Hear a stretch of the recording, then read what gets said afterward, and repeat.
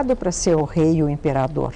Então ele teve assim uma formação excepcional e tudo mais. Só que ele, pouco depois que ele assumiu o Império Português, ele faleceu ou foi falecido. Há várias versões. Né? Então, de repente, Dom João teve que assumir uma posição que ele não estava achando que ele fosse assumir. Né? Então, ele soube fazer isso muito bem. Teve essa estratégia que todo mundo fala, fugiu de Portugal, mas não fugiu. Ele, naturalmente, saiu mais rápido do que pensava, mas já existia a ideia de fazer um império do Ocidente, no Brasil, né? Que já existia a colônia brasileira. Então, ele sai de Portugal por causa da invasão napoleônica. General Junot. Junot, exatamente. Esse cara chegou a ser até prefeito lá de Lisboa, viu? Ele já tinha um relacionamento anterior, então ele foi mandado por Napoleão, porque ele já tinha conhecimentos lá em Portugal, em Lisboa. Então ele foi, e teve assim, o português é brioso, né?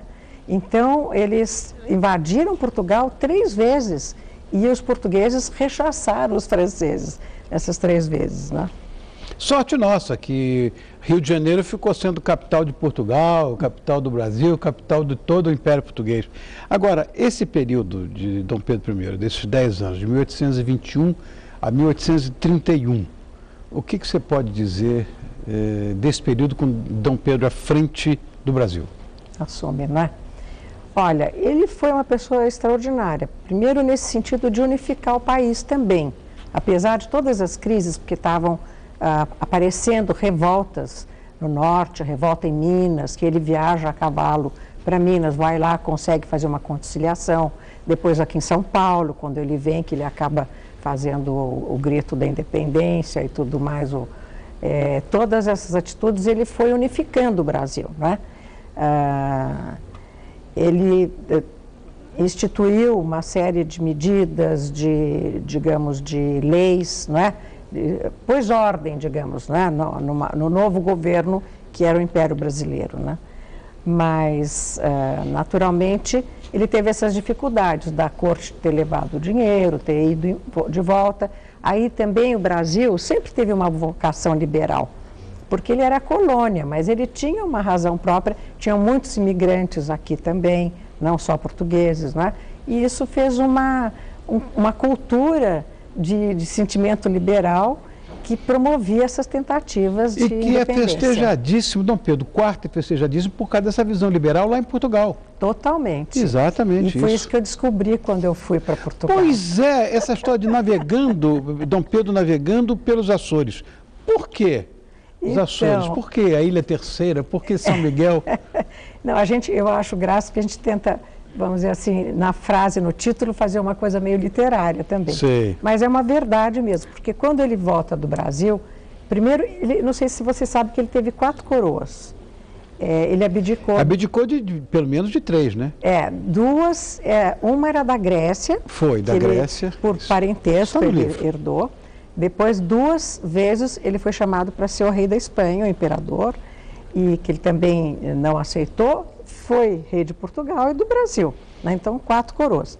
E aí, nessa volta... Eu sei que ele não quis Grécia e Espanha, por isso que eu falei 2. Isso aí. Aí, o que acontece? Quando ele volta para Portugal, ele volta já porque o irmão dele teria tomado a coroa, que era para ser da filha, porque... Na primeira, vamos dizer, quando Dom João VI morreu, em 1826, Dom Pedro teria que assumir a coroa. E ele estava muito envolvido no Brasil.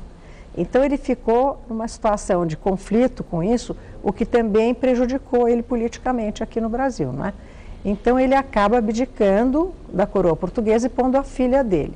E como é que ele ia resolver? A filha tinha 9 anos.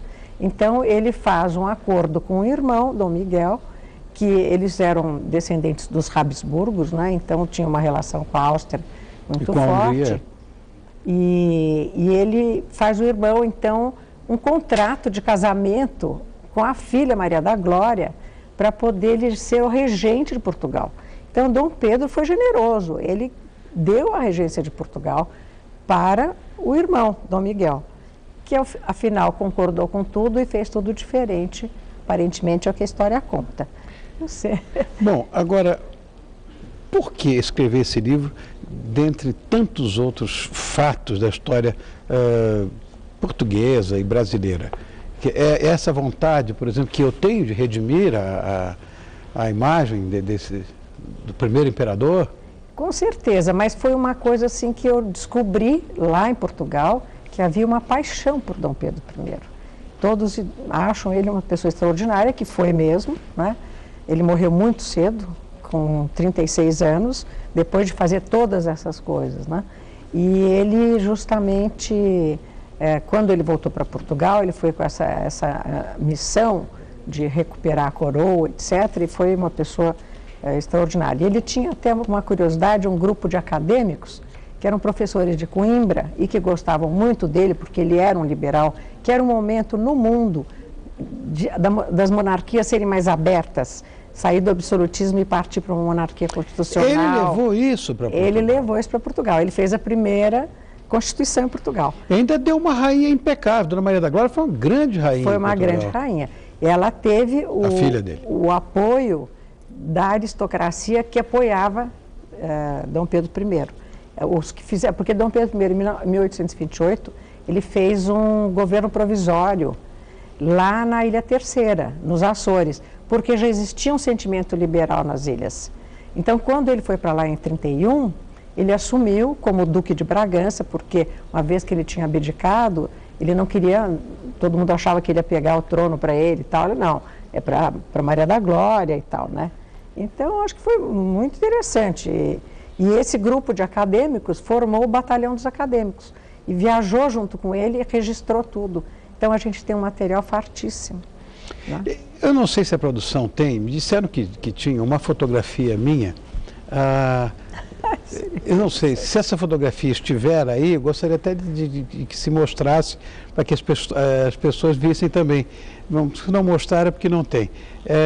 Porque houve uma campanha ali, dá uma olhada ali. Ali, olha só. Essa é a roupa dele. Excelente. Essa é a roupa dele. Olha que ótimo. Quer dizer, essa é uma coisa mais ou menos escolhida pela minha admiração, pelo respeito que eu tenho por esse homem, que o brasileiro não conhece. E que hoje nós aqui tentamos, de certa forma, não reabilitar, mas chegarmos próximos da verdade. Foi um grande homem, aquele que nos deu, de fato, a nossa liberdade. E conversando, inclusive, outro dia com o nosso coordenador de produção, lá no meu camarim, a respeito dessa pauta, ele disse a mim o seguinte: Rony, existe uma corrente muito forte de republicanos mesmo, que dizem que a nossa república foi prematura. Eu acho que por isso, por essa visão republicana, que todos nós somos, né? Ninguém aqui é monarquista, mas, de qualquer maneira, em função disso, talvez essas coisas tenham acontecido. O filho dele, Dom Pedro II, foi o melhor governante que o país teve e morreu jogado num hotel lá na França, né, Dom Pedro II. Então, essa história, e foi traído pelo melhor amigo, que para mim esse cara Deodoro da Fonseca, não quero nem saber dele, não gosto de traição. Meu amor, muito obrigado por ter vindo, foi uma pauta muito legal, seu livro é ótimo, adorei ter lido. Fico contente que você tenha apreciado e que tenha esses valores como eu tenho também, de que tem que preservar o que é bom, né? Seguramente, seguramente. Essa coisa de nacionalismo, de brasilianismo que eu tenho, de ufanismo. Eu quero agradecer muito a presença da pesquisadora, historiadora, escritora e autora do livro Dom Pedro I, Navegando pelos Açores, Cândida de Arruda Botelho. Foi um prazer. Obrigado, meu amor.